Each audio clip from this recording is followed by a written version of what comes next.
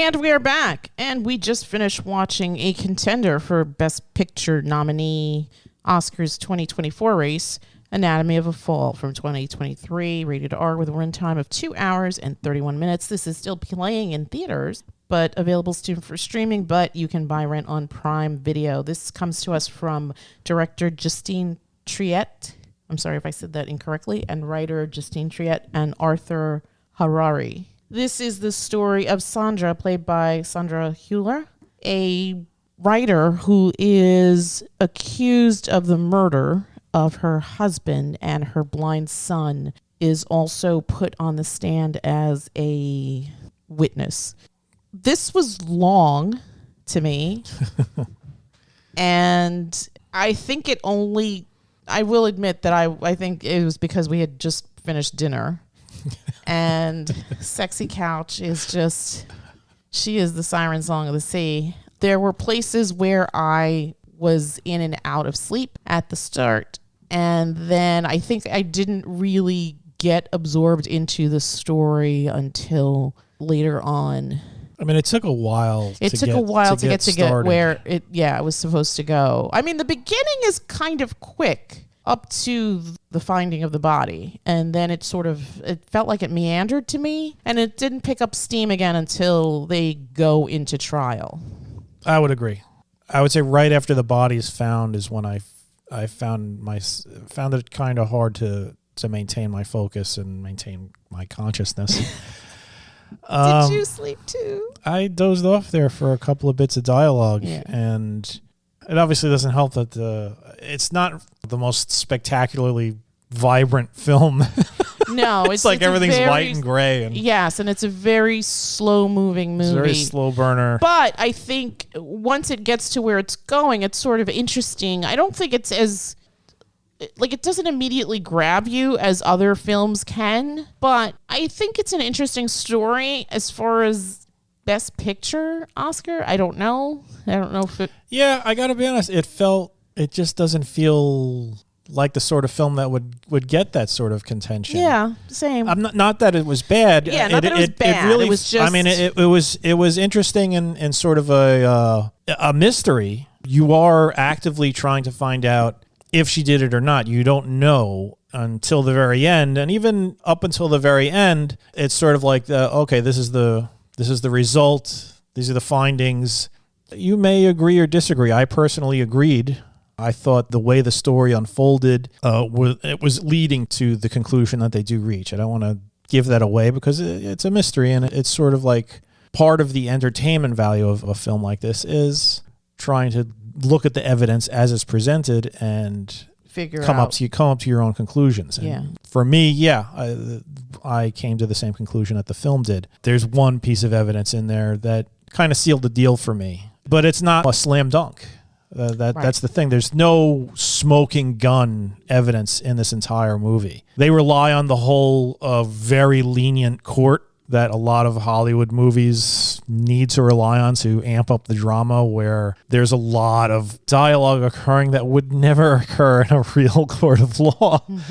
Lawyers basically giving their closing summations when they shouldn't be, and they even call that out on that one bit. They're like, ladies and gentlemen of the jury, that was not his closing argument. Yes. But they allow it because it's for the sake of the drama and the interest. Witnesses just being allowed to just go on and on with rampant speculation without the lawyer ever saying, shut up, or the legal equivalent of shut up. Yeah, overall, I would say I did enjoy it. I probably would not watch this again after a heavy meal. Yes, don't watch this after a heavy meal. Yeah. It is long. It is long, and like we said, I would say there's the build-up where you could definitely tell there's something wrong in this marriage. Right. Because people are behaving in ways that are kind of douchey. They're douchey, yeah. Let's just call it that. That's a perfect word. It's some douchey behavior occurs. And you could sort of read stuff into that sort of comes into play later on. And then, of course, the body is found by the son, which has got to be by the son, which has got to be just awful. Obviously, that is awful. You never want to. expose your kid to that. Yeah, I think the actors were all good, but shout out to young Daniel, who is he was really good. Fantastic. Yeah, honestly, everybody in this film was good, was excellent. But I want to particularly highlight him because he's a young actor, and I don't think he's blind, but he has to play a blind child. I mean, he had like sort of like gray contact lenses on, which sort of, I don't know if that's an actual real thing when somebody loses their sight like that. Yeah, I don't know. I mean, it's explained to us within the story that he was born with sight, but due to a horrible accident, he loses his sight. His optic nerve gets damaged or something like that. At the age of 4. So he now is sightless. Which I think also creates that tension within the... He's not 100% sightless. No? No, because there's the scene with the aspirin when he's like holding it up, I think he could discern things if he holds it up super close to his face. Okay. And I guess light and shadow, but for the most part, he is totally blind, and I believe he relies upon that dog, right? Snoop, very good-looking dog. Very good-looking dog. Yeah. Very good-looking dog. Beautiful eyes. Yeah, beautiful eyes. I think we both had a moment of outrage at one point in this film. Yeah. We were like, what the hell? Better not hurt Snoop, goddamn. Daniel. Fun fact, according to IMDb trivia, for his role as Snoop, Border Collie Messier was awarded the Palm Dog at the 2023 Cannes Film Festival, and rightly so. Yeah. The dog did a great job. And you could see that the dog loves his owner. It's guiding him through the snowy tundra. I mean, they were really in the middle of nowhere. Oh my gosh, yeah. Which also adds to the tension in the story. Do we want to say anything explaining some of that tension, or do we want to leave that out? We could talk about that because it's part of like the characters. It's a French-German couple. She's German. He's French. She's basically left her whole life behind for him. She lives. They live in a chalet in some place in France. Right. I'm guessing. Did they say it was like his like a childhood home or something like that? I think she mentioned something like that. He's trying to renovate it because his goal is he wants to, I guess, Airbnb it kind of or rent it out so this way they have a steady income where he could just sit and write. He really wants to be a writer. She already is a successful writer. She's got like 5 books to her name or something like that. Mm-hmm.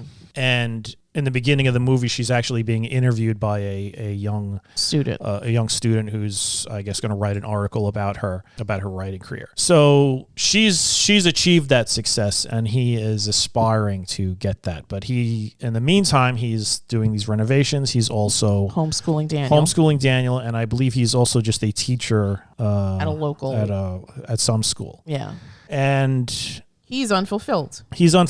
She is fulfilled. And obviously there is tension there. He's jealous of her fame. I would think so. Yeah. I mean, I don't know if he'd ever actually come out and say it. Mm-hmm. And also resentful because it comes out later on that her last book. Well, I don't know if we should reveal any of that. I mean, if you want to put it behind a spoiler warning. Okay. But for now, yeah, that's the basics of their characters. Mm-hmm. He's unfulfilled and aspiring to be what she already has achieved. Mm-hmm. And she, if you want to like veer into stereotypes here, she is the cold, efficient German. And he's the passionate French guy. So, yeah, there's that too. And this film is in French, German, and English. Yeah. So that's kind of an interesting little combo there. Yeah, the way they tell the story. And they're flipping around pretty frequently. Frequently, yes. Yeah. There's a good portion of this film that's told in English because that was a choice that was made. I mean, at some point during the court case, the lawyer was like, you need to speak French. Mm-hmm. And then suddenly she's just like, could I just speak English because I want to be able to convey myself more clearly. Yeah. Yeah. She does mention that her French isn't good. Yeah. At some point, pretty much all of her dialogue becomes English. And I think also, I mean, not to give away a spoiler, but in a conversation that she has with the husband, she mentions that they raised Daniel speaking English so that he wouldn't favor one language over the other, meaning German or It French. was sort of like they agreed to come to this middle ground. Right. And things like that, these decisions that they make also add to the strife of the relationship Within the and marriage, yeah. I guess any resentments that do come to light. Yeah. So I think they do a good job as far as like leaving all of that in. They do a good job as far as explaining the past, the way they show that through pictures and and verbally, testimonial and recordings. Yeah. And it makes sense that there are recordings because it's just like, wow, why would that even exist? Yeah. But it makes sense. Yes. Everything makes sense. This is definitely well crafted. Yeah. And the procedural portions of the story are also really well done with the expert witnesses and stuff. Yeah, although like I said, they definitely fall into the Hollywood courtroom sort of. Sure. It was like an extended SVU. Episode. Where everybody's just going on and on and you're out of order. Nobody's objecting when they should be objecting or so there's just so much crazy speculation. It's just like, well, this happened, so this has to have happened. It happens, right. And it's just like, what are you talking about? Yeah. How are you Your making feelings this don't make this a fact. Yeah, I mean, honestly, there were some witnesses who felt like they really took it personally. Like, this definitely happened. Screw you. This definitely happened. Yeah. It's kind of interesting in the day and age that we live in that a movie like this comes out where it felt like there were a lot of gray areas, but I think ultimately it's funny because I turned to you at one point and I said to you, do you think she did it? And you said something to me that in retrospect, I was like, oh, you know what? That makes sense. So I don't want to give it away, obviously, whether she's guilty or not. But your explanation absolutely made sense to me in that moment. And it's funny because I watched the scene, but it still didn't trigger it in my head until you said it. So I think I know what you're talking about. Yeah. So anything else? I mean, I agree with you. It's a well-crafted story. I think all the touch points are addressed and it's very sterile looking.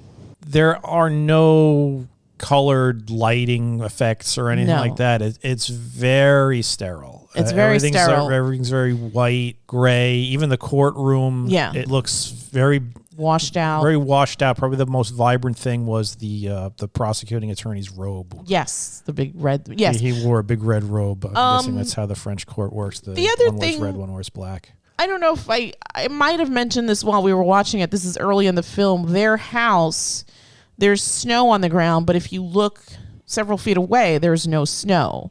So it was almost like they were isolated. It felt like they were isolated, but when you look at the vista, there are other houses and other people there. Mm-hmm. But when you're looking at the chalet, it seemed like they were the only people there. Well, I think because theirs had all this land around it, and then the only time you see other houses, it's like way across like a valley. Yeah. But there, it's almost like a housing group. Right. They're all stacked and like attached. Whereas theirs is just all by itself. Yeah.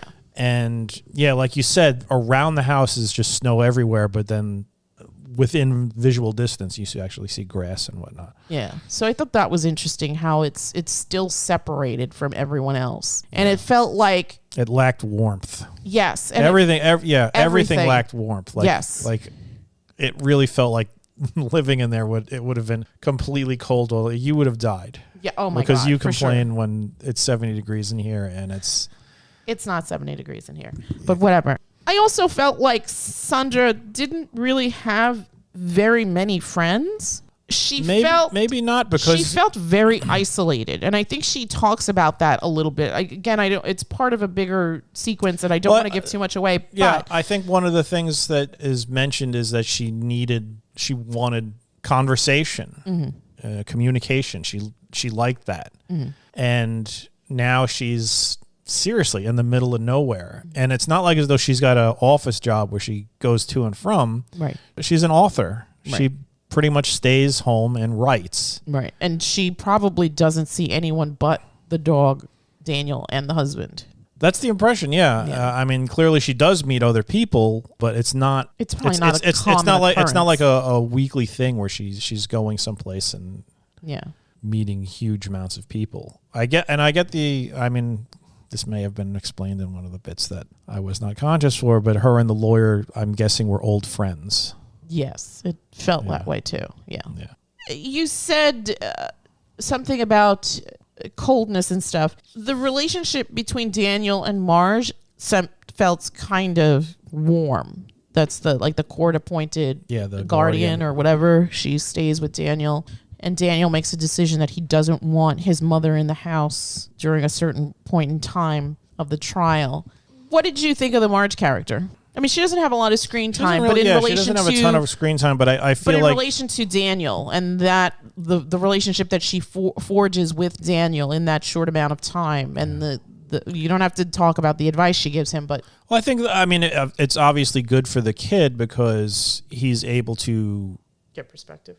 Not only get perspective, but sort of get an unbiased view upon these thoughts that occur to him, because he is there throughout the entire trial. He's sitting in the gallery, and he's hearing some pretty and he's hearing some stuff that he never knew about. Right. And these bits of evidence are triggering memories in his mind that I don't want to say verify or don't verify what's being said, but he knows stuff that nobody else knows. Right, from living in that house. I'm guessing it makes more sense for him to confide that in the guardian than with his mom, because she's involved in this case. And you get the impression that it's his mother, but at the same time he doesn't fully trust her. Yeah, he really does not know what happened. He doesn't know if she's innocent or guilty or not. Right. And he's getting all the information that we're getting. Right. And he's also stymied by the fact that he can't really see. So that also plays into his doubts. His own memories are sort of like called into question, because it's obviously it's an incredibly traumatic experience. Sure. He finds his dad dead. Yeah, and things that you think you're so sure and positive about, maybe they don't turn out that way. So we'd seen Anatomy of a Murder earlier in the day. Well, we'd caught most of it. I think we saw 80% of it. I'd like to watch that again. I would have liked to have put these two movies together, but I don't think that we're going to have time for that. So we're going to probably pair this with another Oscar movie. But seeing that courtroom drama and then seeing this courtroom drama, which of the two felt more rooted in reality to you? I feel like this one. I agree. Yeah, the other one was... The other one was more sensational. It was more sensational. It was more old Hollywood. Mm-hmm. And then you have that impactful witness that comes and blows everything out of the water. This one, it was interesting because it definitely felt more rooted in reality, but also there were parts of it that it's not that I had a hard time reconciling, but I felt like as a wife, I mean, obviously everybody's different, but I really questioned whether she was guilty or not a lot while watching the film. Because I think you get a sense, especially in the beginning, that it's completely plausible that maybe she did struggle and fight with her husband and throw him off. Yeah, I mean, that's the thing. That's the thing I liked about the film, is that you don't know for certain. Mm-hmm. And like I said, you never really know for certain, because it's not like as though they cut to a scene where they show exactly what happened. You never actually see what happened. You never see anybody fall. You never see somebody standing in a window or anything like that. Nothing like that ever occurs. You just see the aftermath of it. Right.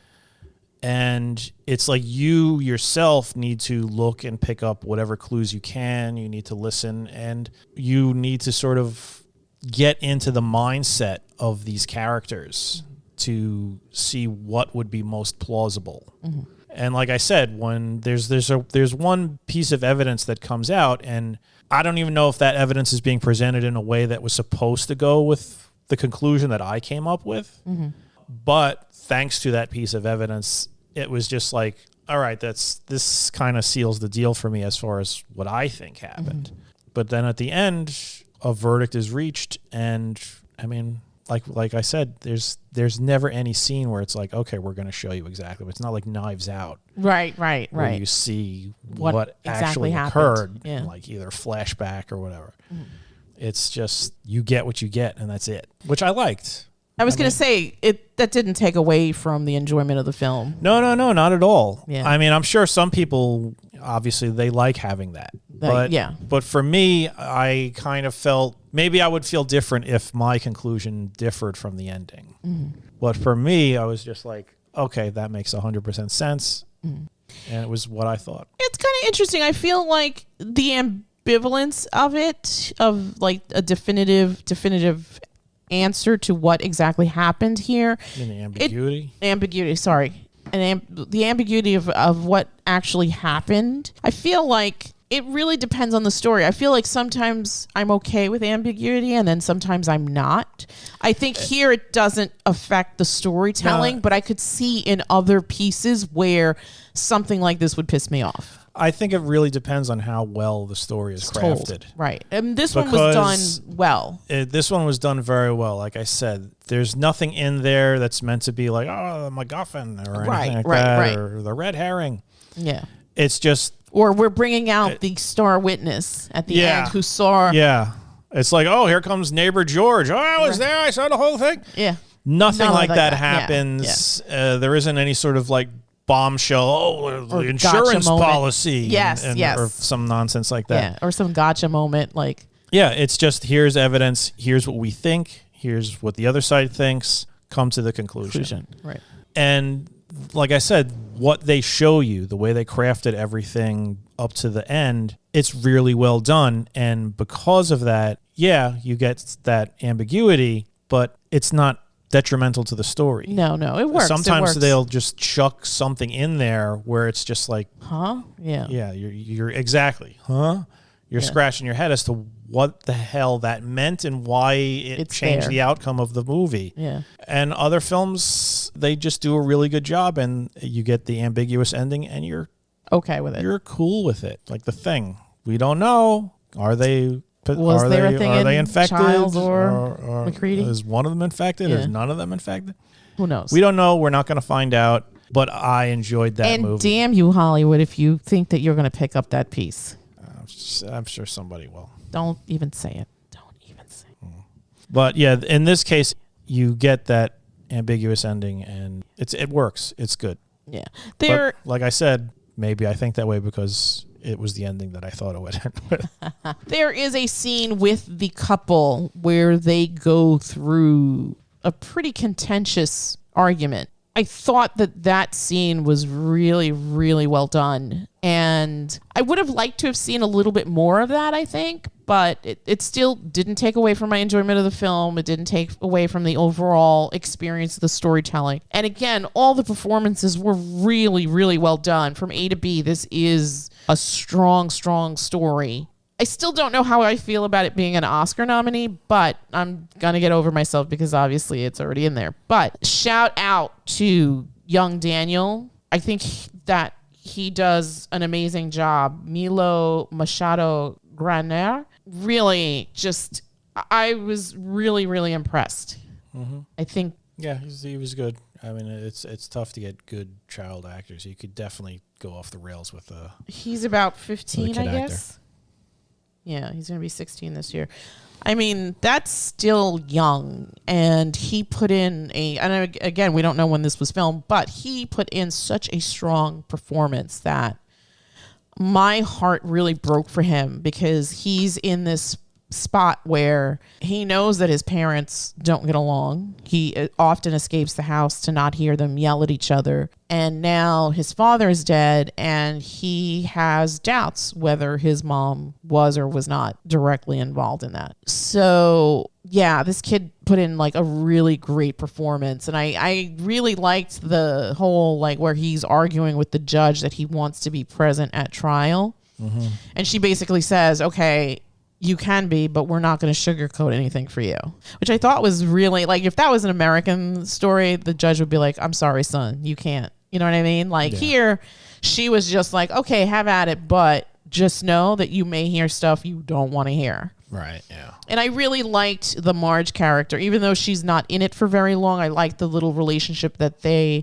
have together. I I love that she comes to him in a time of crisis and helps him through it. And yeah, that was really good. I really liked the Sandra character. She was very well done. To me, it was always ambiguous because I still, even close to the end of the film, I still had my doubts about whether she was or was not involved in it. But she was steadfast. She basically said, I didn't kill him. And I think you'll come to your own conclusions at the end. 1 to 10, what would you give this? I'll give this a 7. 7. I was going to say 7.5 or 8. So I'm going to stay with 7.5. I think from where it starts to where it ends, it's a strong story. The performances are all good. Very smart writing. Very smart writing. There's no stones left unturned. I think that all the things that you would think to address in a story like this, any kind of loose ends, are addressed and handled very, very well. All the supporting cast is wonderful. The flashback scenes are good. Yeah, strong. Absolutely. Mm-hmm. All right. Again, this is Anatomy of a Fall, a current contender for Best Picture Oscar, as well as I think some other nominations. I don't know what they are, but I'll put them in the blurb. And you can find this still in theaters. It will be released at the end of the month for streaming, but you can rent it on Prime right now if you want to. Again, Anatomy of a Fall from 2023, rated R, with a runtime of 2 hours and 31 minutes. And that's it from us, and we will bid you all a good night. Good night.